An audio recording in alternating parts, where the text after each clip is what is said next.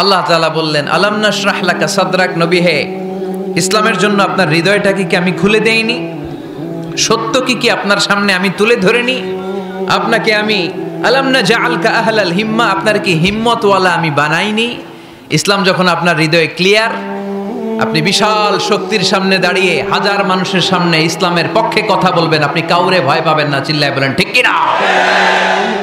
এজন্য আল্লাহ বললেন, আলাম নাশরাহ লাকা সাদরাকা ওয়া ওয়াদা'না আনকা বিজরাকাল্লাযী আনকাযা যাহরাক ওয়া রাফা'না লাকা যিকরাক। সুবহানাল্লাহ পড়েন। নবী, আপনার হৃদয়টাকে আমি ইসলামের জন্য প্রশস্ত করে দিয়েছি। আপনি একেবারে সুনিশ্চিতভাবে বুঝতে পেরেছেন, জানতে পেরেছেন যে মানব সমস্যার সমাধান আছে শুধু ইসলামের ভেতরে। কিসের ভেতরে? এজন্য আমাদেরকে ইসলাম মানতে হবে। কি মানতে হবে? ইসলাম মানবো কতক্ষণ দেহে প্রাণ থাকে? ইসলাম মানবো কোনখানে? সবখানে। উত্তর দেন, ইসলাম মানবো কতক্ষণ দেহে প্রাণ থাকে? ইসলাম মানবো কোনখানে? রাজি আছেন নাকি ভাগাভাগি করবেন? কিছু ইসলাম, কিছু মন মতো। মসজিদ, মাহফিল, মাদ্রাসা ইসলাম, আর গোটা দুনিয়াটা মন মতো। এরকম ভাগাভাগি করা যাবে না, খবরদার। ইসলাম মানবতার মুক্তির সোপান। বিশ্বনবী এটা নিশ্চিত হলেন। বিশ্বনবীর হৃদয়টারে উজালা করে দিল কে? আলাম নাশরাহ লাকা সাদরাক, হে নবী, আপনার হৃদয় কি আমি খুলে দেইনি?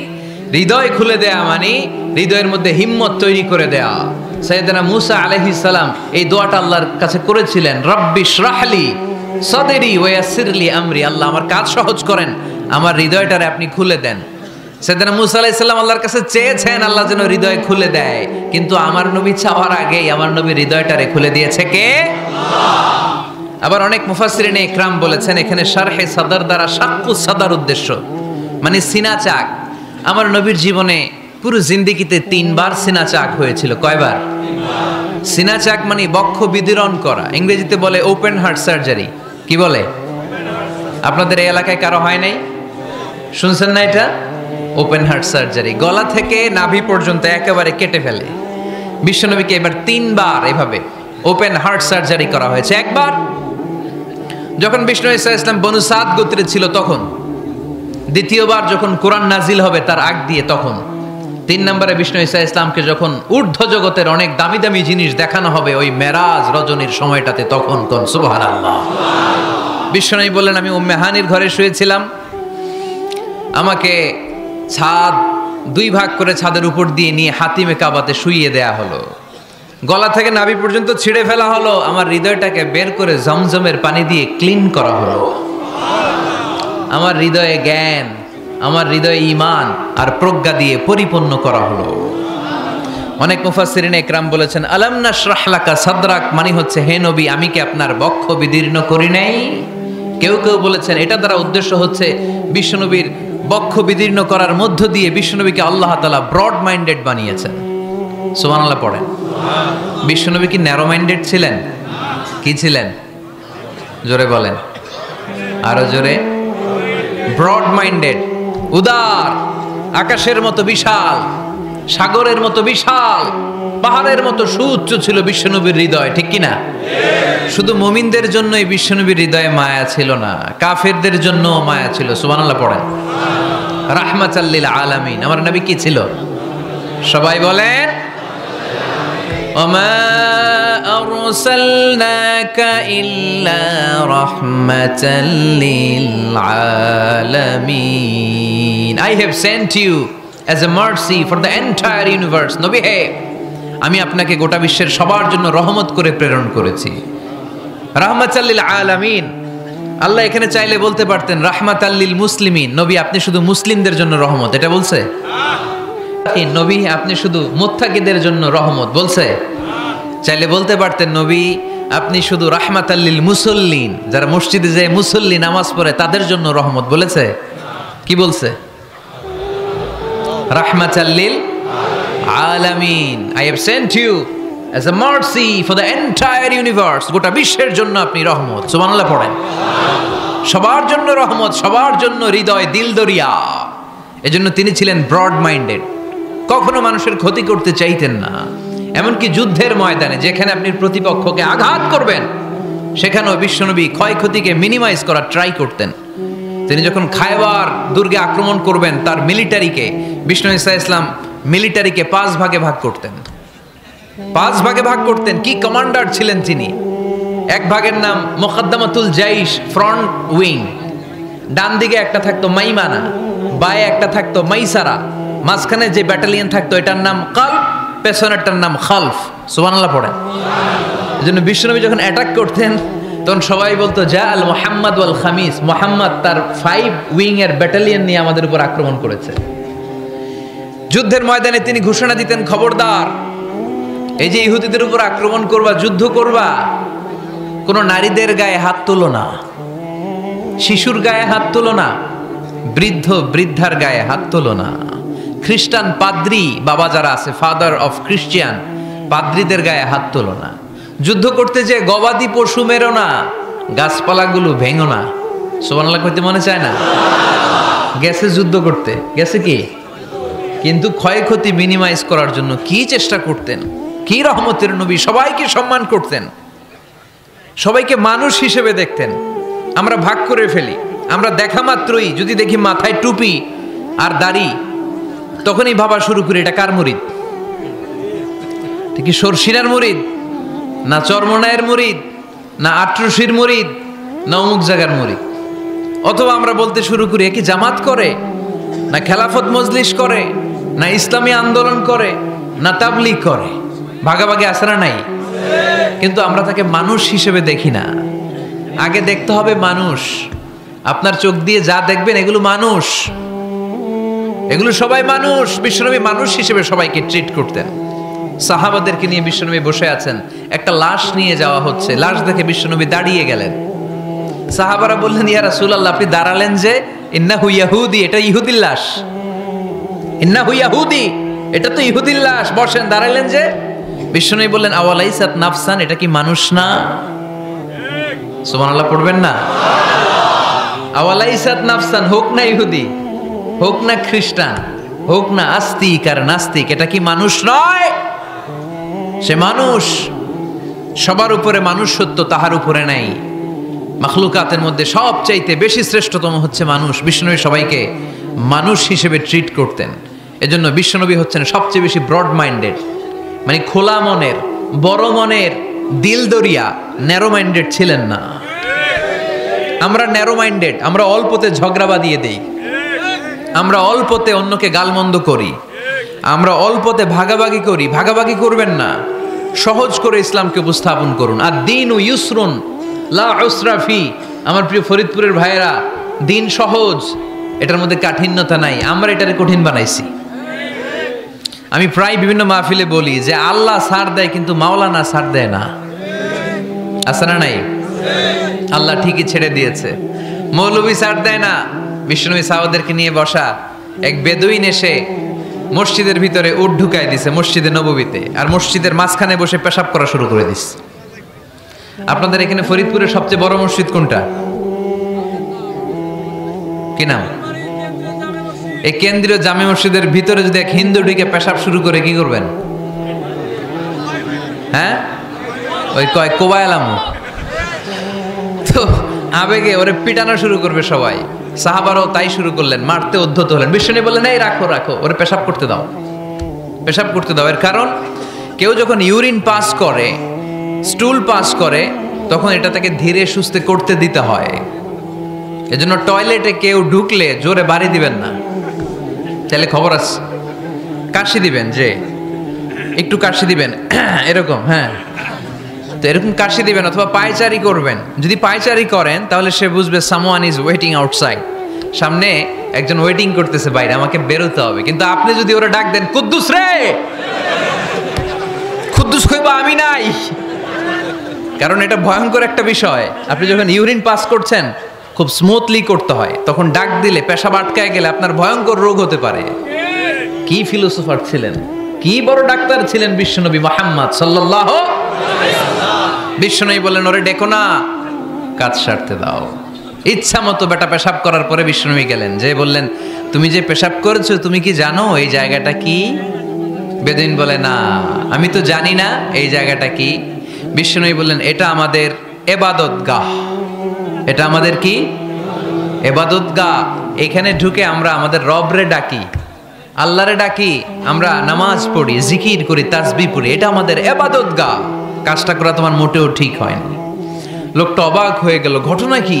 তাদের ইবাদতগাহতে আমি পেশাব করেছি আর আমাকে জামাই আদর, আর আমাকে এত সুন্দর করে বলে যে এটা ইবাদতগাহ। আমাদের ইবাদতগাহের ভিতরে যদি কেউ এরকম করতো, ওরে তো একেবারে সাইজ করে ফেলতাম। সে অবাক হয়ে গেল। সে জিজ্ঞেস করলো, হু আর ইউ? কে আপনি? বিশ্বনবী বললেন, আনা মুহাম্মদ সাল্লাল্লাহু, আমি শান্তির ধর্ম ইসলামের প্রেরণার বাণীবাহক। আমি লা ইলাহা ইল্লাল্লাহ মুহাম্মাদুর রাসূলুল্লাহ এই বাণী দিয়ে গোটা বিশ্বে বিপ্লব তৈরি করতে এসেছি। বেদুইন বলল, আমাকেও আপনার বিপ্লবে শরীক করে নেন। ইসলাম মারামারি কাটাকাটিতে আসে নাই। আপনার ব্রড মাইন্ডেড অ্যাটিটিউড দেখে হিন্দু ভাইরা কালিমা পড়ে মুসলমান হয়ে যাবে। এজন্য আল্লাহ বললেন, আলাম নাশরাহ লাকা সাদরাকা ওয়া ওয়াদা'না আনকা বিজরাক আল্লাযী আনকাদা যাহরাক ওয়া রাফা'না লাকা যিকরাক। সুবহানাল্লাহ পড়েন। আলাম নাশরাহ লাকা সাদরাক, নবী হে, আমি কি আপনারে ব্রড মাইন্ডেড বানিয়ে দেই নাই? এটা আপনার জীবনে বড় নেয়ামত। আপনি সংকীর্ণ মনা না, আপনি ছোট মনের মানুষ নয়, আপনি বিশাল হৃদয়ের মানুষ। ইসলামের জন্য আপনার হৃদয়টারে আমি নবী খুলে দিয়েছি। এ হলো বিশ্বনবীর উপর প্রথম নেয়ামত। 2 নম্বরে আল্লাহ বললেন, ওয়া ওয়াদা'না আনকা বিজরাকাল্লাযী আনকাদা যাহরাক। নবী হে, আমি আপনার পিঠ থেকে বিশাল বোঝাটা নামিয়ে দিয়েছি। সুবহানাল্লাহ পড়েন। কি নামিয়ে দিয়েছি? বোঝা। উত্তর করতে হবে, রেসপন্স। এটা তাফসির মাহফিল, এটা হচ্ছে ক্লাসের মতো, যে কথা বলে শিক্ষক আর আমরা সবাই ছাত্র, ঠিক কি না? বোঝা নামিয়েছি নবী। কি নামিয়েছি? তাফসিরে 2টা এসেছে। ভিজরুন মানে বোঝা, ভিজরুল যাম পাপের বোঝা, আর একটা হচ্ছে ভিজরুল গাম চিন্তার বোঝা। বিশ্বনবীর কোনো পাপ নাই, বিশ্বনবীর সব কিছুকে মাফ করে দিয়েছে কে? লিয়াগফির লাকাল্লাহু মা তাকদ্দামা মিন যামবিকা মা তাআখার। নবী আপনার আগেরও গুনাহ নাই, আপনার পরেরও গুনাহ নাই। আপনি নবী মাসুম, আপনার গুনাহ নাই, আপনি নিষ্পাপ। নবীদের গুনাহ হয় না। আহলুস সুন্নাহ ওয়াল জামাআতের আকীদা হচ্ছে নবীরা মাসুম, নবীদের জীবনে কোনো গুনাহ হয় না। চিৎকার করে বলেন ঠিক কি না? ও নবী, ওয়া ওয়াদা'না আনকা বিজরাক, আপনার এই বোঝা আমি নামিয়ে দিয়েছি। বিশ্বনবী ভাবতেন 40 বছর বয়সে আমি নবী হলাম, তার আগে যা করলাম আল্লাহ এটা কি করবে? আল্লাহ বলে, নবী আপনার আগের গুনাহ, পরের গুনাহ, গুনাহ বলতে কিছুই নাই, সবই মাফ, সব মাফ। তারপরেও আমার নবী বলতেন, আল্লাহে লা আস্তাগফিরুল্লাহ ওয়া আতুবু ফিল ইয়াউম আকসার মিন 70 মাররা। আমি এমন নবী যার কোনো গুনাহই নাই, আগের গুনাহও নাই, পরের গুনাহও নাই, তারপরেও আমি নবী প্রতিদিন 70 বারেরও বেশি তওবা আর ইস্তেগফার পড়ি। আমাদের জন্য শিক্ষা। তাহলে আল্লাহ বললেন, ওয়া ওয়াদা'না আনকা বিজরাক, পাপের বোঝা আমি নামিয়ে দিলাম। বিশ্বনবীর কোনো পাপ নাই, পাপ মুক্ত। তাফসিরে 2 নম্বরে এসেছে বিজরুল গাম চিন্তার বোঝা। বিশ্বনবী সব সময় আমাদেরকে নিয়ে চিন্তা করতেন। কাকে নিয়ে চিন্তা? কথা বলেন। আমাদেরও চিন্তা আছে না নাই? কিসের চিন্তা? হ্যাঁ, টাকার চিন্তা। ফরিদপুরের ভাইদের টাকার চিন্তা। আর কিসের চিন্তা আপনাদের? হ্যাঁ, উম্মতের চিন্তা। মাশাআল্লাহ, এই ভাই উম্মতকে নিয়ে ভাবে। আপনাদের আর কার কি নিয়ে চিন্তা বলেন? পেটের চিন্তা। এদিকে পাওয়া গেছে পেটের চিন্তা, এদিকে বউয়ের চিন্তা, কবরের চিন্তা। আর কিসের চিন্তা? আখিরাতের চিন্তা। তো আমাদেরও চিন্তা আছে, বিশ্বনবীরও চিন্তা ছিল। 2 চিন্তা কি এক? বিশ্বনবীর কাঁধে তো পুরা উম্মার জিম্মাদারি। কিয়ামত পর্যন্ত যারা পৃথিবীতে আসবে সবার জন্য বিশ্বনবী কাঁদতেন। এই আওয়াজ করে কে? এদিকে কি হয়েছে? ওরে বসায় দেন। বিশ্বনবীর গোটা উম্মাহ নিয়ে চিন্তা। সব নবীকে আল্লাহ তাআলা একটা করে দোয়া দিয়েছিলেন আর বলেছিলেন, নবী একটা স্পেশাল দোয়া করার সুযোগ তোমাদেরকে দিলাম, ওই দোয়া করলেই কবুল হয়ে যাবে। কিন্তু সুযোগ পাবা জীবনে কয়বার? সবাই বলেন কয়বার? সব নবী কয়টা করে পাইছে? সব নবী তাদের দোয়াগুলো দুনিয়াতেই করে ফেলেছে। বিশ্বনবী বলেন লিকুল্লি নবিয়্যিন দাওয়া মুস্তাজাবা, এই দুনিয়াতে সব নবীদের একটা করে মুস্তাজাবুদ দাওয়া আছে। আল্লাহ বলেছে ও নবী একটা করে স্পেশাল দোয়া করার সুযোগ পাবা, দোয়াটা করা মাত্রই কবুল করে নেব। বিশ্বনবী বললেন এই পৃথিবীর বুকে যত নবী রাসূল দুনিয়ায় এসেছে সব নবীরা তাদের স্পেশাল দোয়া দুনিয়ায় করে ফেলেছে, ইল্লা আনা, কিন্তু আমি করি নাই। বিশ্বনবী বললেন ওয়া ইন্নী আখতাবিউ দাওয়াতি শাফাআতান লি উম্মতি ইয়াউমাল কিয়ামাহ, আমি আমার স্পেশাল দোয়াটা করি নাই। আমার স্পেশাল দোয়াটা আমি আমার গুনাহগার উম্মতকে বাঁচানোর জন্য কিয়ামত পর্যন্ত রেখে দিয়েছি। আমরা যেদিন বিপদে পড়ে যাব, যেদিন আমার আব্বা আমারে চিনবে না, আমি আমার আব্বারে চিনব না, নেতা তার কর্মীরে চিনবে না, কর্মী নেতারে চিনবে না, ঠিক কি না? পীর সাহেব মুরিদরে চিনবে না, মুরিদ পীর সাহেবরে চিনবে না, স্বামী তার স্ত্রীরে চিনবে না, স্ত্রী তার স্বামীরে চিনবে না। নবী থেকে শুরু করে, অলি থেকে শুরু করে, শহীদ থেকে শুরু করে সবার মুখে একটাই জিকির, ইয়া নাফসি ইয়া নাফসি ইয়া নাফসি। আকাশের সূর্যটা যেদিন মাথার কাছে চলে আসবে, জমিনটা তামার জমিন হয়ে যাবে, সূর্যের তাপে মাথার মগজগুলো ভাতের মাড়ের মতো গলে গলে নাকের ছিদ্র কানের ছিদ্র দিয়ে টপ টপ করে বেয়ে বেয়ে নিচে পড়বে। ওই কঠিন দিনে কেউ কাউরে চিনবে না। বিষ্ণু বললেন ওই দোয়াটা আমি দুনিয়ায় করি নাই, আমি বদরের যুদ্ধে মার খেয়েছি, উহুদের যুদ্ধে দাঁত ভেঙেছি, আমি না খেয়ে পেটে পাথর বেঁধেছি।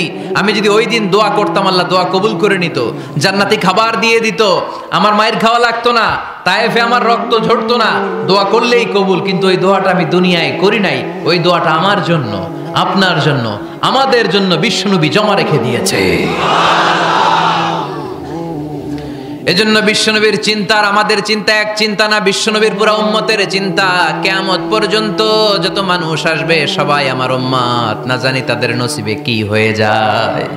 এই চিন্তার বোঝা বিশ্বনবীকে কাবু করে ফেলেছিল। আল্লাহ বললেন নবী নো টেনশন, কোনো টেনশন নাই, আপনার এই চিন্তার বোঝাকে আপনার পিঠ থেকে আমি আল্লাহ নিজ দায়িত্বে সরিয়ে নিলাম।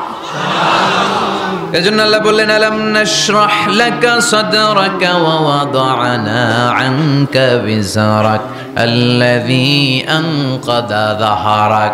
যেই চিন্তার বোঝা আপনাকে কষ্ট দেয়, যেই চিন্তার বোঝা আপনারে পেরেশান করে তোলে, আপনার পিঠ থেকে ওই চিন্তার বোঝা নবী আমি সরিয়ে নিলাম। কি দিয়ে সরিয়ে নিল? কোরআনের আলো দিয়ে। আওয়াজ করে বলতে হবে কি দিয়ে? বিশ্বনবী মক্কায় দেখতেন মূর্তির পূজা হয়, আল্লাহর ঘরের ভিতরে 360টা মূর্তির পূজা। বিশ্বনবী দেখতে পেলেন দুর্বলের উপরে সবলের অত্যাচার, বিশ্বনবী দেখতে পেলেন নারীদেরকে অত্যাচার করা হয়। কন্যা সন্তান হলে বাবা তার মেয়েটাকে নিয়ে জঙ্গলের ভেতরে ঢুকে কিংবা মরুভূমির ভেতরে যে জীবিত দাফন করে দেয়।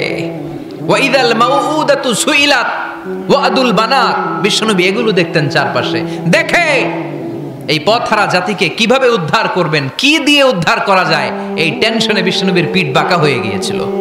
উপমা বাঁকা হয়ে গিয়েছিল, বিশ্বনবী সব সময় পেরেশান থাকতেন। আল্লাহ বললেন নবী টেনশনের দরকার নাই, হেরা গুহায় এমন একটা নূরের আলো দিয়ে আমি আপনারে আলোকিত করব যার মাধ্যমে সব পেরেশানি দূর হয়ে যাবে। আলাম নাশরাহ লাকা সাদরাকা ওয়া ওয়াদা'না আনকা বিজরাক আল্লাযী আনকাদা যাহরাক। আপনাকে পেরেশান বানিয়ে দেয় এরকম সব চিন্তার বোঝা আমি আল্লাহ সরিয়ে নিলাম। সুবহানাল্লাহ। দুইটা নেয়ামত শুনলাম, এবার 3 নম্বর নেয়ামত আল্লাহ বললেন ওয়া রাফা'না লাকা যিকরাক। এই আয়াতটা মুখস্থ করতে হবে আজকে, আমার সাথে সাথে পড়েন ওয়া রাফা'না লাকা যিকরাক।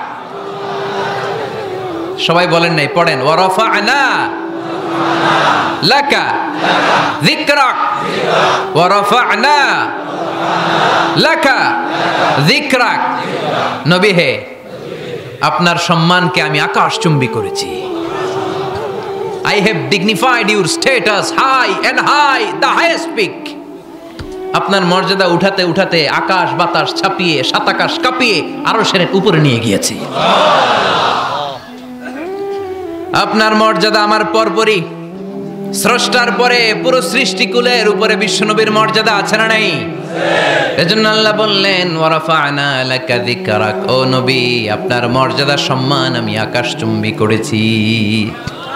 আপনার সুনাম, সুখ্যাতি, মান, মর্যাদা আমি গোটা বিশ্বে ছড়াইয়া দেব। এ আয়াত যখন নাজিল হলো কাফেররা হাসতে শুরু করলো। কাফেররা বলে মোহাম্মদ বেটা বলে কি, ও জানে বাঁচবি কিনা ওইটাই তো সন্দেহ। আমরা যেই ষড়যন্ত্র পাকাচ্ছি ও জানে বাঁচবি কিনা সে এটাই সন্দেহ, তার নাম গোটা বিশ্বে ছড়াবে কি করে আমরা দেখে নেব।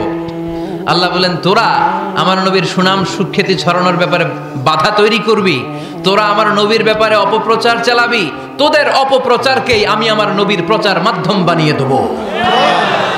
তোরা করবি অপপ্রচার।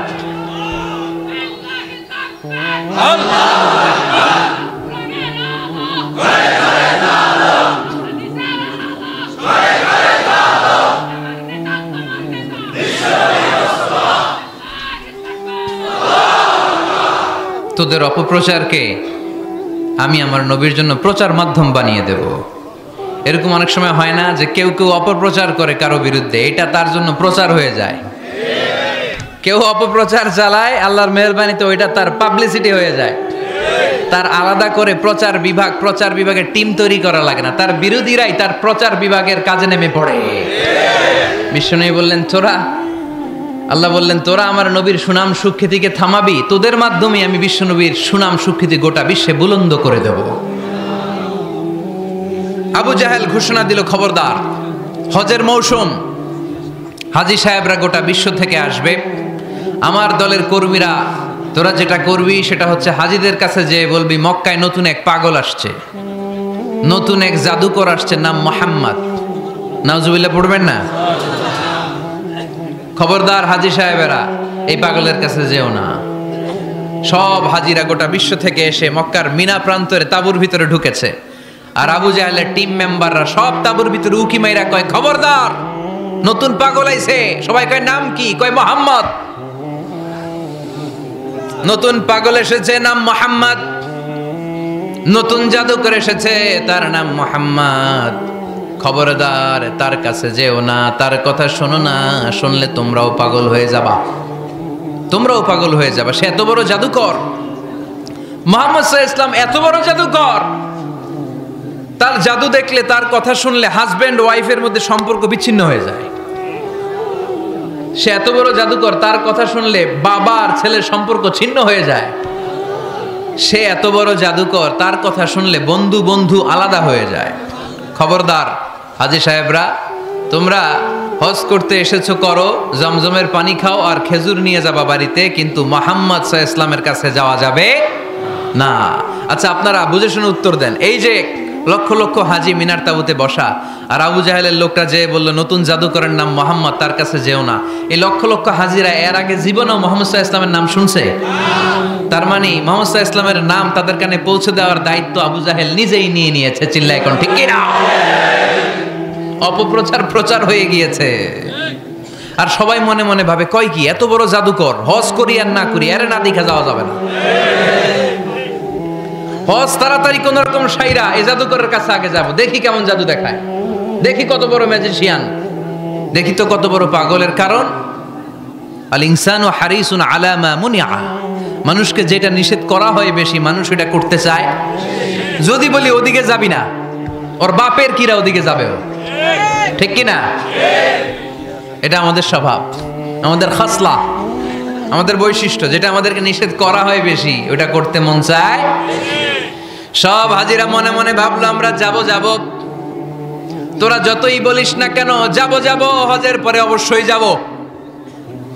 দেখা গেল হজের পরে বিশ্বনবী মুহাম্মদুর রাসূলুল্লাহ সাল্লাল্লাহু আলাইহি ওয়াসাল্লামের বাড়ির সামনে বিশাল বড় গ্যাদারিং শুরু হয়েছে।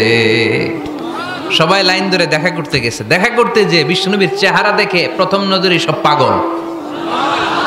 চাঁদের চেয়ে সুন্দর তুমি নবী আমার কমলিওয়ালা, চাঁদের চেয়ে সুন্দর তুমি নবী আমার কমলিওয়ালা, দু জাহানের বাদশাহ তুমি প্যারা নবী সাল্লে আলা, দু জাহানের বাদশাহ তুমি, প্যারা নবী সাল্লে আলা, চাঁদের চেয়ে সুন্দর তুমি নবী আমার কমলিওয়ালা। সুবহানাল্লাহ পড়েন। এত সুন্দর চেহারা, বিষ্ণু ঈসা ইসলামের চেহারার মতো এরকম চেহারার মানুষ পৃথিবীতে আছে? দ্বিতীয়টা, অনেকে বলে সাইয়েদনা ইউসুফ আলাইহিস সালামের চেহারা নাকি বেশি সুন্দর। সুন্দর ঠিক, কিন্তু আমার নবীর চাইতে বেশি নয়। বিষ্ণু বলতেন আনা মালিহুন ওয়া আখি ইউসুফু সাবিহুন, আমার ভাই ইউসুফ হচ্ছে সাবিহ, সাবিহ মানে সাদা সুন্দর ধবধবে, আর আমি হচ্ছে মালিহ, মালিহ মানে এসেছে মিলহন থেকে, মিলহন মানে লবণ, মানে লাবণ্যময় সুন্দর। আমার ভাই ইউসুফ নবী সাদা সুন্দর, আমি লাবণ্যময় সুন্দর। কোনটার দাম বেশি? লাবণ্যময় সুন্দরের দাম বেশি। সাইয়েদনা ইউসুফ আলাইহিস সালামের চেহারা দেখে মিশরের মেয়েরা লেবু কাটতে যে বা কমলা কাটতে যে, আনার কাটতে, কমলা কাটতে যে আঙ্গুল কেটে ফেলেছিল। কোরআন তার সাক্ষী। ওয়া কাত্তা'না আইদিয়াহুন। আম্মাজান আয়েশা রাদিয়াল্লাহু তাআলা আনহা যখন এই ঘটনা শুনেছেন, তিনি মিশরের মেয়েদেরকে ডাক দিয়ে বলেছেন, ও মিশরের মেয়েরা, তোমরা ইউসুফ নবীর সৌন্দর্য দেখে লেবু কাটতে যে আঙ্গুল কেটেছ, আমার স্বামী পেয়ারা নবী মুহাম্মদ রাসূলুল্লাহর চেহারা যদি তোমরা দেখতা, তাহলে লেবু কাটতে যে আঙ্গুল নয়, কলিজাটা কেটে টুকরা টুকরা করে দিতা। আবার আম্মা জান আয়েশা বলতো, লাকুম শামসুন ওয়া লানা শামসুন, তোমাদের জন্য একটা সূর্য আছে, কিন্তু আমি আয়েশার জন্য আলাদা একটা সূর্য আছে। তোমাদের সূর্যটা প্রতিদিন সকালবেলা পূর্ব আকাশে উদিত হয়ে গোটা দুনিয়াটারে আলোকিত করে দেয়, আর আমার সূর্যটার নাম হলো মুহাম্মদ সাল্লাল্লাহু আলাইহি ওয়াসাল্লাম। মসজিদে নববীতে এশার নামাজের পরে আমার সূর্যটা আমার ঘরে উদিত হয়। তোমাদের সূর্য সকালবেলা পূর্ব আকাশে উঠে গোটা দুনিয়াটারে আলোকিত করে, আমার সূর্য মুহাম্মদ এশার নামাজের পরে আমার ঘরের ভেতরে যখন উকি দেয়, আমার পুরো ঘরটারে আলোকিত করে দেয় কে? এত সুন্দর চেহারা ছিল, ওনার চেহারার নূর দিয়ে হারানো সুই খুঁজে পেয়েছে বিশ্বনবীর স্ত্রীরা। চিল্লায় করে আল্লাহু আকবার। বিশ্বনবীর চেহারার সৌন্দর্যের সাথে কারো সৌন্দর্যের কোনো মিল হবে? No comparison with our beloved prophet Muhammad sallallahu alayhi wasallam. Whether it's the fitness, whether it's the appearance, whether it's the status, no comparison with our prophet. এটা ফিটনেসের দিক থেকে হোক, এটা চেহারার সৌন্দর্যের দিক থেকে হোক, এটা কণ্ঠস্বরের ঝংকারের দিক থেকে হোক, সম্মান আর মর্যাদার দিক থেকে হোক, আমার নবীর সম্মানের ধারে কাছেও সম্মান পৃথিবীর কারো হতে পারে না। চিল্লায় বলেন ঠিক কিনা? এজন্য আল্লাহ বললেন, ওয়া রাফা'না লাকা যিকরাক, নবী আপনার সম্মান বাড়াতে বাড়াতে আমি আকাশচুম্বী করেছি। লোকজন সব যে বিশ্বনবীর দরবারে লাইন ধরেছে, হাজিরা সব বিশ্বনবীর কাছে, যে চেহারা দেখেই কুপকার, বাকি জিনিস তো পরে। অনেকে আছে না, চেহারা দেখলেই মানুষ পাগল হয়ে যায়, আছে না নাই? চেহারা দেখেই পাগল, চেহারা দেখেই পাগল। তারপর তারা মিলাতে লাগলো। মিনার তাবুতে আবু জাহেলের কর্মীরা ঘোষণা দিয়েছিল, এলাকায় মুহাম্মদ নামে পাগল এসেছে। তারা মিলায়ে দেখে না, এই মহামানব কোনোদিন পাগল হতে পারে না, কারণ পাগলের চুলগুলো থাকে উস্কো খুস্কো, ঠিক কিনা? আমার নবী সাল্লাল্লাহু আলাইহি ওয়াসাল্লামের চুল উস্কো খুস্কো ছিল? কত সুন্দর চুল আঁচড়ে রাখতেন, জাইতুনের তেল দিতেন, আতর ঢেলে মাথার শীতের মধ্যে ঢেলে দিতেন, কপাল বেয়ে বেয়ে পড়তো, আর যেখানে সেজদা দিতেন সেজদার জায়গায় আতরের ঘ্রাণে আমোদ হয়ে যেত। হাতের তালুতে পারফিউম মাখতেন, আর মানুষের সাথে মুসাফা করলে যার সাথে মুসাফা তার হাতের সাথে নবীর ব্যবহৃত পারফিউমের ঘ্রাণ ছুটে যেত। এত পরিচ্ছন্ন ছিলেন তারা। বিশ্বনবীর চেহারার সাথে আবু জাহেলের বক্তব্যের মিল খুঁজে পায় না। তারা বলে, না, এই লোক কখনো পাগল হতে পারে না। পাগলের চুল থাকে উস্কো খুস্কো, জামা থাকে ছিঁড়া ফাড়া, গায়ের মধ্যে থাকে ময়লা। পাগল কখনো দাঁত মাজে না, কিন্তু বিশ্বনবীর মুচকি হাসির ফাঁক দিয়ে দাঁতের দিকে তাকালে মানুষগুলো সব পাগল হয়ে যায়। স্মাইল দিতেন বিশ্বনবী, স্মাইল, মুচকি হাসি, তাবাসসুম। বিশ্বনবীর মুচকি হাসি দেখলে মানুষ পাগল হয়ে যেত, পাগল পড়া হয়ে যেত। তারা বলে, না না, এই মহামানব তো কখনো পাগল হতে পারে না।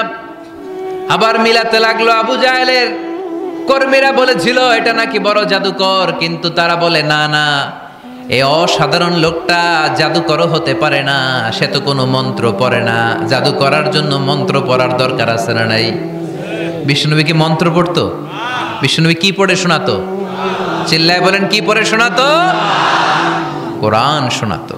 এত সুন্দর কণ্ঠ ছিল বিশ্বনবীর, পাগল হয়ে যেত মানুষ শুনতে শুনতে, পাগল পড়া হয়ে যেত, বিমুগ্ধ হয়ে যেত। তারা সবাই বলতে আরম্ভ করলো, আবু জাহেল তুমি মিথ্যাবাদী, তবে তোমাকে ধন্যবাদ এরকম একটা মানুষের সাথে পরিচয় করিয়ে দেওয়ার জন্য। সুবহানাল্লাহ কইলেন না? আমরা মেনে নিতে পারলাম না সে পাগল নয়, জাদুকর নয়, সে হলো এই জামানার পয়গাম্বার। আমরা পড়ে নিলাম লা ইলাহা ইল্লাল্লাহু মুহাম্মাদুর রাসূলুল্লাহ সাল্লাল্লাহু আলাইহি ওয়াসাল্লাম। ওয়া রাফা'না লাকা যিকরাক। নবী হে, এইভাবে আমি আপনার সম্মানকে বাড়িয়েছি। হাইসুমা যুকিরতু যুকিরতা মাই। নবী যেখানে আমার নাম নেওয়া হবে, আমার পর পর আপনার নামও নেওয়া হবে। পড়েন সুবহানাল্লাহ। যেখানে আমার আল্লাহর নাম, তারপরে আমার নবীর নাম আছে না নাই? কালিমার ভেতরে লা ইলাহা ইল্লাল্লাহ আমার আল্লাহর নাম শোভা পায়, তারপরে মুহাম্মাদুর রাসূলুল্লাহ দ্বিতীয় বাক্যে আমার নবীর সুন্দর নামটা আছে না নাই? কালেমার মধ্যে প্রথমে আল্লাহর নাম, তারপরে নবীর নাম। হাইসুমা যুকিরতু যুকিরতা মাই। নবী কিভাবে আপনার মর্যাদা আমি বাড়াবো জানেন? যেখানে আমি ওইখানেই আপনি। যেখানে আমার নাম নেওয়া হবে, তারপরেই সৃষ্টিকুলের মধ্য থেকে শুধু আপনার নাম নেওয়া হবে। সুবহানাল্লাহ পড়েন। আপনার উম্মতেরা গোটা বিশ্বে সালাত আদায়ের জন্য আজান দিবে। আজানের প্রথম 4 বাক্যে আমি আল্লাহর বড়ত্ব, আল্লাহু আকবার। তারপরের 2 বাক্যে আমি ছাড়া কোনো ইলাহা নাই, এটার সাক্ষ্য দেয়া হবে। তারপরের 2 বাক্যে সবাই সাক্ষ্য দিতে বাধ্য, আপনি ছাড়া দুনিয়ায় আর কোনো শেষ রাসূল নাই। তার মানে আজানের মধ্যেও আমার আল্লাহর নামের পরে আমার নবীর নাম আছে না নাই? এরপর আমরা একামত দিয়ে জামাত শুরু করি। এই জামাতের আগে যে একামতটা দেই, এই একামতেও আল্লাহর নামের পরে আমার নবীর নামটা আছে না নাই? আল্লাহু আকবার, আল্লাহু আকবার। আশহাদু আন লা ইলাহা ইল্লাল্লাহ, আশহাদু আন্না মুহাম্মাদার রাসূলুল্লাহ সাল্লাল্লাহু। তার মানে আজানে আমার নামের পরে আপনার নাম, একামতে আমার নামের পরে আপনার নাম। নামাজের শেষে যখন আমরা শেষ বৈঠকে বসি, সেখানে বিশ্বনবীর উপর দুরূদ আছে না নাই? তার মানে সব জায়গায় বিশ্বনবীর নাম নেওয়াকে আবশ্যক করে দিয়েছে কে? নবী হে। এই গোটা বিশ্বের ভেতরে সূর্য উঠবে, সূর্য ডুববে, শীত যে গ্রীষ্ম আসবে, দিন যে রাত আসবে, এক মুহূর্তের জন্য আপনার নামের আলোচনা থামবে না। চিল্লায় বলো ঠিক কি না? রাফা'না লাকা যিকরাক। I have dignified your status very high, very high. অনেক উপরে নিয়েছি, আকাশ বাতাস ছাপিয়ে, সাত আকাশ কাঁপিয়ে আরশ পর্যন্ত আমি আপনার মর্যাদাকে বুলন্দ করেছি। এই পৃথিবীতে যত আসমানি কিতাব এসেছিল, সবগুলো আসমানি কিতাবে বিষ্ণুনবীর নাম উল্লেখ করেছে কে? তার মানে তাওরাতের ভেতরে বিষ্ণুনবীর নাম আছে না নাই? ইনজিলে, জাবুর, সুহুফে ইব্রাহিম, সুহুফে মূসা, আল্লাযী ইয়াজিদুনাহু মাকতুবান ইনদাহুম ফিত তাওরাতি ওয়াল ইনজিল।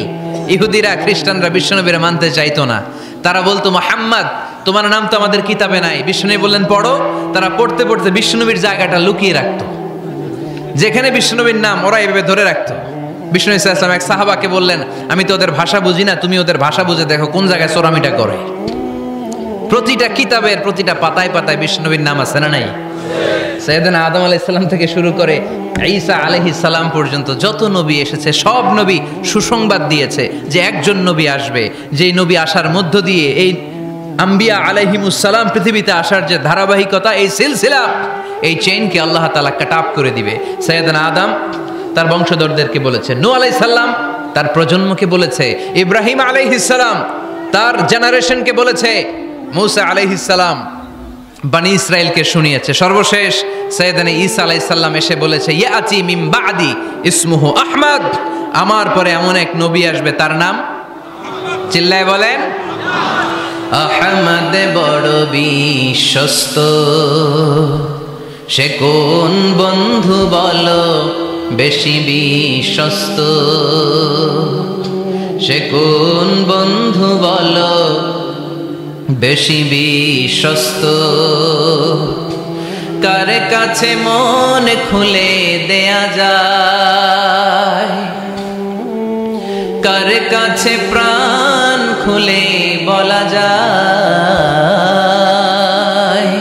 হওয়া যায় অতি আশ্বস্ত। তার নাম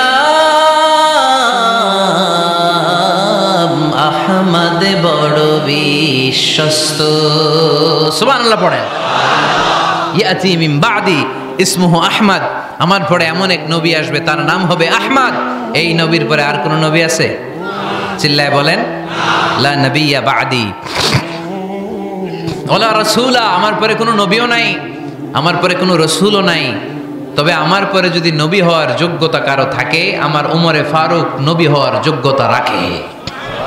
কোনো নবী নাই, খাতামুন নবিয়্যিন, আমার পরে কোনো নবী নাই।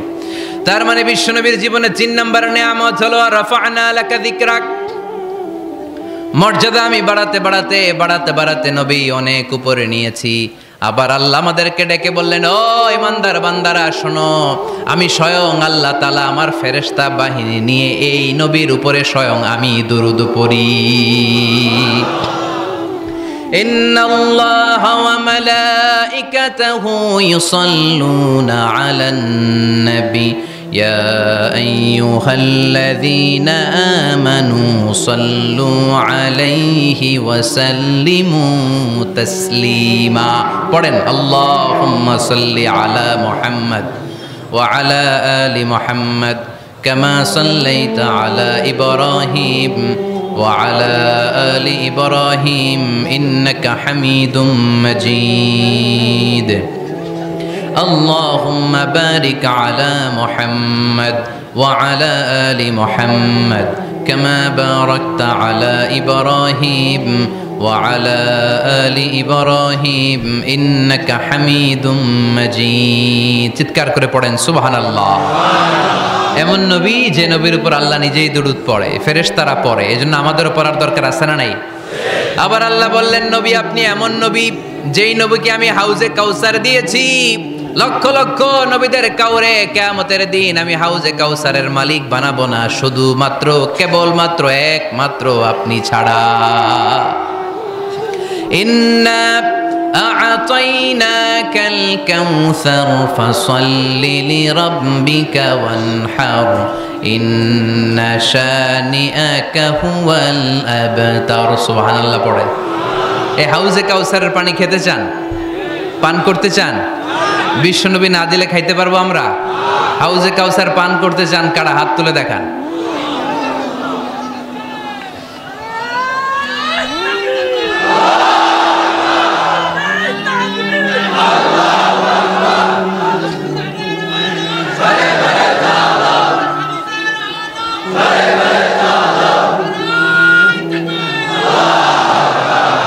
আহলা মিনাল আসাল, হাউজে কাউসারের পানি মধুর চেয়েও মিষ্টি। আবরাদু মিনাস সালজ, বরফের চাইতেও ঠান্ডা। আবিয়াদু মিনাল লাবান, দুধের চাইতেও সাদা। মান শারিবা মিনহা শারবাতান লাম ইয়াজমা আবাদা, এক ঢোক হাউজে কাউসারের পানি যে খাবে চিরকালের জন্য তার গলার তৃষ্ণা মিটে যাবে। ওই হাউজে কাউসার বিশ্বনবীকে দিয়ে বিশ্বনবীর মর্যাদা বাড়িয়েছে কে? আবার আল্লাহ বললেন, নবী পৃথিবীর অনেক নবীকে আমি নৈতিক বিজয় দান করেছি, কিন্তু সবাইকে আমি রাজনৈতিক বিজয় দান করি নাই। আপনাকে আমি এমন নবী করে দুনিয়ার বুকে পাঠিয়েছি, আপনাকে আমি নৈতিক বিজয় দান করেছি, পাশাপাশি রাজনৈতিক বিজয়ও দান করেছি। সুবহানাল্লাহ। বিশ্বনবী একাধারে যেমনি মসজিদে নববীর ইমাম ছিলেন, পাশাপাশি মদিনার রাষ্ট্রের প্রেসিডেন্ট ছিলেন, ঠিক কিনা? তার মানে ইমাম বা নেতা এমন হওয়া দরকার যে নামাজও পড়াতে পারে, আবার সমাজও শাসন করতে পারে, ঠিক কিনা? এমন নেতার দরকার আছে না নাই? এজন্য বিশ্বনবী বললেন, রব্বি আদখিলনি মুদখালা সিদকিন ওয়া আখরিজনি মুখরাজা সিদকিন ওয়াজআলনি মিন লাদুনকা সুলতানান নাসীরা। ও ও আল্লাহ, আপনি আমারে সত্যতার সাথে মক্কায় রাখেন, বের করলেও সত্যতার সাথে বের করেন, আর আপনি আমাকে বিজয়ী শক্তি দান করেন। বিজয়ী শক্তি, রাজনৈতিক শক্তি বিশ্বনবী আল্লাহ তাআলার কাছ থেকে দোয়া করে চেয়ে নিয়েছেন। চিল্লায় বলেন ঠিক কি না? রাজনৈতিক শক্তির দরকার আছে না নাই? দরকার আছে? তা আস্তে করে বললেন কেন? রাজনৈতিক শক্তি থাকার দরকার আছে না নাই? দেখেন, বাংলাদেশ সৃষ্টি হয়েছে কত সালে বলেন? কত সাল? বাংলাদেশের বার্থডে কবে? 1971-এ। এই 71 সালের পর থেকে আমাদের বাংলাদেশে সুদ আছে না নাই? কিন্তু সুদের বিরুদ্ধে ওয়াজ আছে না নাই? আলেম ওলামারা আজীবন সুদের বিরুদ্ধে ওয়াজ করছে। আমরা ওয়াজ আগে করতাম, এখন করতেছি, সামনেও করব, মাগার সুদ মরবে না। এর কারণ যেটা আইন করে প্রণয়ন করা হয় ওইটা ওয়াজ করে মারা যায় না, ওইটারে আইন করে নষ্ট করতে হয়। চিল্লায় বলেন ঠিক কি না? আমি সারা জীবন সুদের বিরুদ্ধে ওয়াজ করলে সুদ যাবে না, কিন্তু দেশনেত্রী মাননীয় প্রধানমন্ত্রী যদি কালকে ঘোষণা দেয় বাংলাদেশের কোনো ব্যাংকে ব্যাংকিং ফিনান্সিয়াল ট্রানজ্যাকশনে কোনো সুদ চলবে না, তার পরের দিন থেকে বাংলাদেশে কোনো সুদ থাকবে না। চিল্লায় বলেন ঠিক কি না? এজন্য সাইয়েদনা ওমর ফারুক বলতেন, ইন্নাল্লাহা লা ইয়াযাউ বিল কুরআন মা ইয়াযাউ বিস সুলতান। আল্লাহ মাঝে মাঝে ক্ষমতার মাধ্যমে এমন কিছু করে যেটা আল্লাহ কোরআনের মাধ্যমেও করে না। চিল্লায় বলেন ঠিক কি না? কালকে যদি ঘোষণা হয়ে যায় 5 ওয়াক্ত নামাজ যদি না পড়া হয় 5 বেত। কয় বেত? চেয়ারম্যান না পড়লে চেয়ারম্যানের পিছনে 5 বেত, এমপি না পড়লে এমপির পিছনে 5 বেত। কথা বলেন? মাননীয় প্রধানমন্ত্রী যদি এটা ঘোষণা দিয়ে দেয় যে কালকে থেকে নামাজ না পড়লে 5 বেত, এটা সবার জন্য এই আইন। একটা বেনামাজি খুঁজে পাওয়া যাবে? সব কই দৌড়াবে মসজিদে, অজু থাকলেও দৌড়, না থাকলেও দৌড়। কারণ মায়ের উপরে কোনো ওষুধ আছে? কথা বলেন? কারণ মায়েরে ভিটামিন আছে, মায়েরে কি আছে? এজন্য ইন্নাল্লাহা লা ইয়াযাউ বিল কুরআন মা ইয়াযাউ বিস সুলতান। মাঝে মাঝে আল্লাহ ক্ষমতা দিয়ে এমন কিছু করে যেটা মাঝে মাঝে আল্লাহ কোরআন দিয়েও করে না। এজন্য অনেক নবীকে নৈতিক বিজয় দান করলো। বিশ্ব নবীকে শুধু নৈতিক বিজয় নয়, পাশাপাশি রাজনৈতিক বিজয়ও দান করেছে কে? তিনটা নিয়ামতের ঘোষণা দিয়ে আল্লাহ বললেন, আলাম নাশরাহ লাকা সাদরাকা ওয়া ওয়াদা'না আনকা বিজরাক আল্লাযী আনকাযা যাহরাক ওয়া রাফা'না লাকা যিকরাক। পড়েন সুবহানাল্লাহ। নবী হে, আপনার মর্যাদা আমি অনেক বাড়িয়েছি। আপনার কথা শুধু মুসলমানেরাই বলে না, হিন্দুরাও বলে। আছে না নাই? গতকাল এক হিন্দু ভাই আমার হাতে হাত রেখে শাহাদা বাক্য পাঠ করে গাজীপুরে মুসলমান হয়ে গেছে। বিশ্বনবীর কথাগুলো যখন তারা শোনে, তারা নিজেদেরকে ধরে রাখতে পারে না। আপনারা মহাত্মা গান্ধীর নাম শুনেছেন? তিনি ভারতের অবিসংবাদিত নেতা। বিশ্বনবীর ব্যাপারে কমেন্ট করেছেন যে এরকম নেতা পৃথিবীতে আর দ্বিতীয়টা কখনো হবে না। মহাত্মা গান্ধী কি মুসলমান না হিন্দু? গোটা বিশ্বের খ্রিস্টানরা বিশ্বনবীকে নিয়ে এখন মাতোয়ারা। মাইকেল এইচ হার্ট খ্রিস্টান, একটা বই লিখে গোটা বিশ্ব কাঁপিয়েছেন, দি 100 ranking of the most influential people and person in the world. পৃথিবী কাঁপানো 100 জন মনীষীর জীবনী নিয়ে একটা বই তিনি করেছেন। এই 100 জন মনীষীর জীবনীর মধ্যে যাকে নাম্বার 1 তিনি করেছেন, তিনি হচ্ছেন আমার নবী, আপনার নবী, পেয়ারা নবী, বিশ্বনবী মুহাম্মদুর রাসূলুল্লাহ সাল্লাল্লাহু আলাইহি ওয়াসাল্লামের। মাইকেল এইচ হার্ট কি মুসলমান? সে একজন খ্রিস্টান। তার মানে ওয়া রাফা'না লাকা যিকরাক, বিশ্বনবীর সম্মান শুধু আমাদের মুখ দিয়ে প্রচারিত হয় না, ইহুদি, খ্রিস্টান, বৌদ্ধদের মাধ্যমেও বিশ্বনবীর সম্মানকে বাড়িয়ে দিচ্ছে কে? I have studied him, the wonderful man, in my opinion far from being antichrist, and he must be called the savior of humanity. খ্রিস্টানরা বলছে আমরা এই মুহাম্মাদের জীবনী গবেষণা করে পড়েছি, তাকে খ্রিস্টান বিরোধী বলা তো দূরের কথা, তাকে মানবতার ত্রাণকর্তা বলতে হবে। তিনি গোটা বিশ্বের জন্য সুপারম্যান হয়ে পৃথিবীতে এসেছে।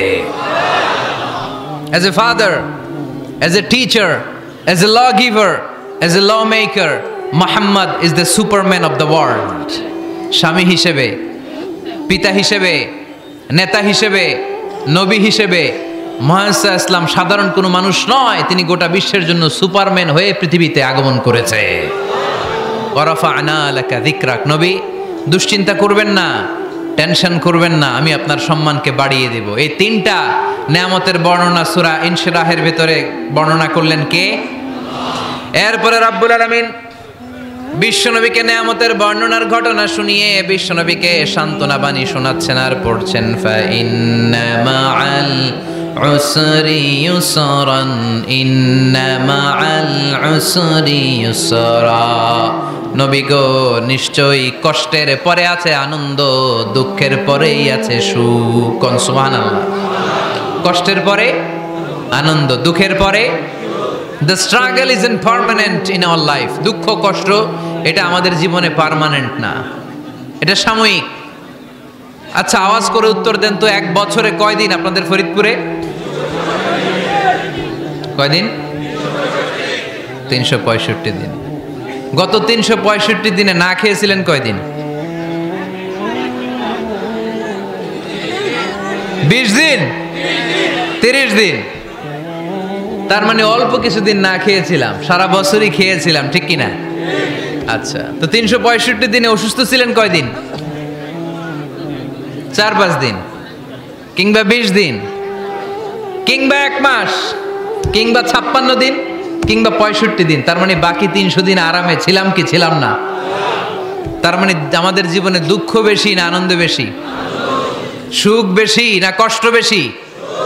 এজন্য আল্লাহ বললেন, খবরদার, মুমিন কখনো হেরে যায় না, মুমিনের হারাবার কিছু নাই। মুমিনের জীবনে যদি আনন্দ আসে, মুমিন শুকরিয়া করে, শুকরিয়া করলে সওয়াব আছে না নাই? আর মুমিনের জীবনে যদি দুঃখ আসে, মুমিন সবর করে, ধৈর্য ধরে, ধৈর্যেও সওয়াব আছে না নাই?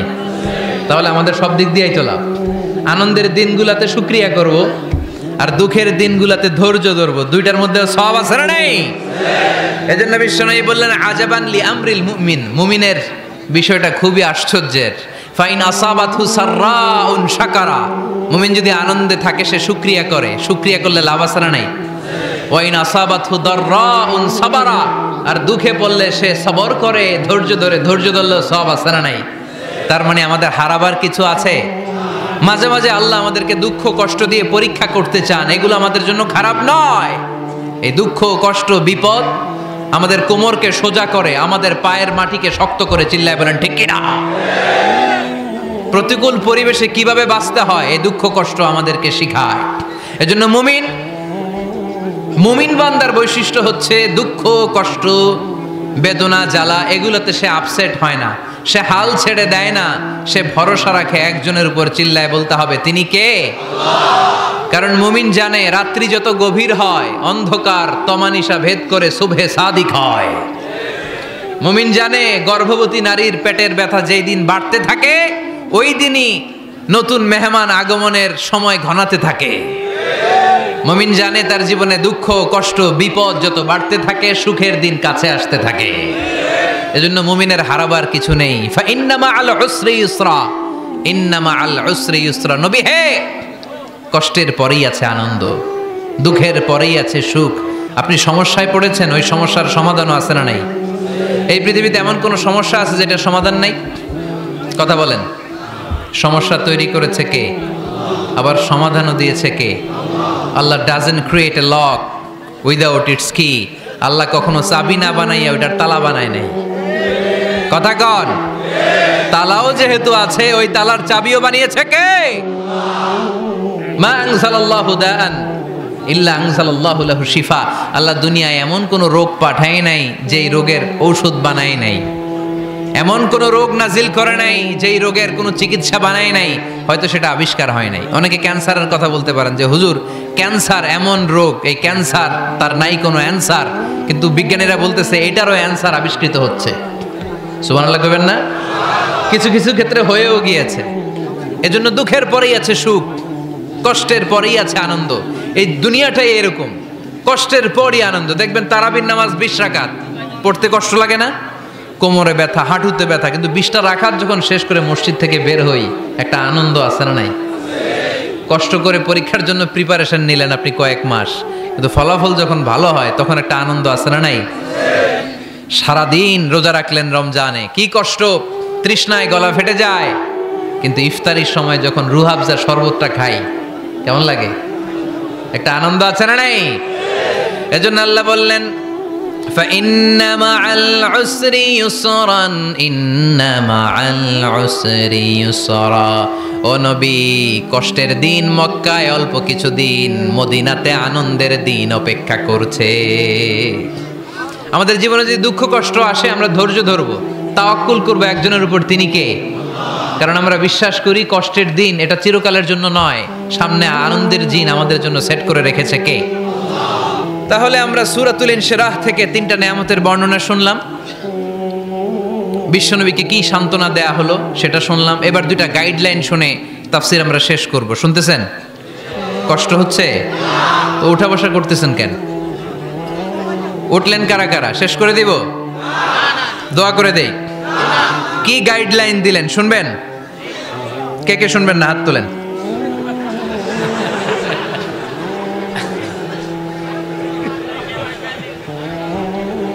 কষ্ট হইতেছে? গরম লাগতেছে না? আমিও ঘামতেছি আপনাদের সাথে সাথে। অনেক গ্যাদারিং হয়ে গেছে। আসেন আল্লাহর নামে 3টা তাকবীর দেই, তারপর কোন 2টা গাইডলাইন তিনি বিশ্বনবীকে দিলেন ওই নির্দেশনা বাণীটুকু শুনে আজকে আমরা বিদায় নেব। আওয়াজ করে পড়তে হবে লিল্লাহে তাকবীর, লিল্লাহে তাকবীর, লিল্লাহে তাকবীর। গাইডলাইন নাম্বার 1, ফাইদা ফারাগতা ফানসাব। নবী আপনি যখন অবসর হন আপনি ইবাদতে মশগুল হন। ফানসাব ফিল ইবাদা, তাফসীর ইবনে কাসিরে এসেছে আপনি ইবাদতে মশগুল হন যখন আপনি অবসর পান। অবসর আল্লাহর দেয়া বড় নেয়ামত, এটা বিশ্বাস করেন? অবসর কিন্তু নেয়ামত। আমরা অনেকেই অবসর সময়কে কাজে লাগাই না, কিন্তু অবসর চলে যাওয়ার পরে যখন ব্যস্ত হয়ে পড়ি তখন বলি হায় রে, অবসরটা যদি কাজে লাগাইতাম। পরীক্ষার পরে 3 মাস ছুটি ছিল, এই 3 মাস অবসরে যদি পড়তাম তাইলেই তো আজকে ভার্সিটিতে চান্স পেয়ে যেতাম, ঠিক কি না? এজন্য বিশ্বনবীর আল্লাহ বললেন নবী ফাইদা ফারাগতা ফানসাব ওয়া ইলা রাব্বিকা ফারগাব। মাদানী জীবনে, মাক্কি জীবনে, দাওয়াতি কার্যক্রমের পরে, রাষ্ট্রীয় কার্যক্রমের পরে যখনই আপনি অবসর পাবেন তখনই আপনি ইবাদত করেন, তখনই বেশি বেশি আল্লাহর কাছে দোয়া করে। দোয়াটা খুব শক্তিশালী, কিন্তু আমরা অনেকে জানি না কি করে দোয়া করতে হয়। সিনসিয়ার দোয়া ইজ লাইক এ মিসাইল। আপনারা প্রায় পত্রিকায় শুনবেন আমেরিকা অমুক দেশে মিসাইল হামলা করেছে, শুনছেন? মিসাইল হামলা এমন হামলা কত সেন্টিমিটার বেগে যে কোন জায়গায় অ্যাটাক করবে, যেখানে মারার কথা ওখানে পড়বে। ঠিক দোয়াটা হচ্ছে মিসাইলের মতো। আপনি যদি দোয়ার মতো দোয়া করতে জানেন ওই দোয়াটাও জায়গা মতো যে ভেদ করবে। চিল্লা এখন ঠিক কিনা? কিন্তু আমরা দোয়া করতে জানি না, কি করে দোয়া করতে হয় এটা জানি না। বিশ্বনবীকে আল্লাহ বললেন নবী ফাইদা ফারাগতা ফানসাব, যখন আপনি অবসর হবেন তখন আপনি দোয়া করেন, আল্লাহর কাছে চান। বেশি বেশি চাইলে খুশি হয় কে? তার মানে প্রথম ঘোষণা হলো ফাইদা ফারাগতা ফানসাব। প্রথম নির্দেশনা হলো নবী যখনই আপনি অবসর পাবেন ইবাদত করবেন এবং দোয়া করবেন, বেশি বেশি আল্লাহর কাছে চাইবেন। 2 নাম্বার দিক নির্দেশনা হলো ওয়া ইলা রাব্বিকা ফারগাব, সব সময় আপনি আপনার আল্লাহর দিকে মনোনিবেশ করবেন। বিপদে পড়লে ডাকবো কারে? আমাদের অসুস্থতাকে সুস্থতায় পরিণত করে দিতে পারে কে? চাকরির জন্য পাগল পারা, চাকরি নাই, চাকরির ব্যবস্থা করে দিতে পারে কে? বিদেশে যেতে মনে চায়, পাসপোর্ট দিয়ে রেখেছি, ভিসা নাই, ভিসা লাগাই দিতে পারে কে? কিন্তু আমরা দুঃখ কষ্ট বেদনা কিছু একটা হইলেই সবার আগে আল্লাহরে শেয়ার করার আগে ফেসবুকে শেয়ার মেরে দেই। আছে না নাই? আপনাদের ফেসবুকে অ্যাকাউন্ট আছে নাকি? কার কার আছে দেখি?